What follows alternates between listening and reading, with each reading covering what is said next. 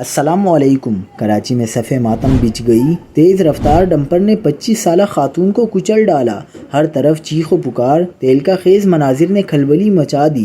شہری ہوشیار رہیں۔ کیا آپ حالات حاضرہ سے آگاہی حاصل کرنا چاہتے ہیں؟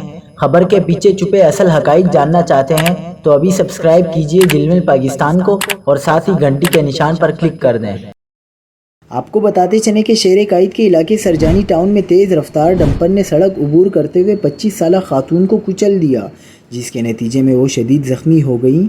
حادثے کی اطلاع ملتے ہی پولیس کی بھاری نفری کرائم سین پر پہنچ گئی اور زخمی خاتون کو فوری طور پر طبی امداد کے لیے قریبی اسپتال منتقل کیا۔ پولیس حکام کا کہنا ہے کہ حادثہ اتنا ہولناک تھا کہ خاتون کے سر پر شدید ترین چوٹیں آئیں۔ ڈمپر کی ٹکر اور سڑک پر رگڑ لگنے کے باعث خاتون کے پیشانی سے لے کر عقب تک سر کی کھال اتر گئی ہے۔ اسپتال ذرائع کے مطابق خاتون کی حالت انتہائی تشویشناک بتائی جا رہی ہے اور ڈاکٹرز کی ایک خصوصی ٹیم ان کی جان بچانے کے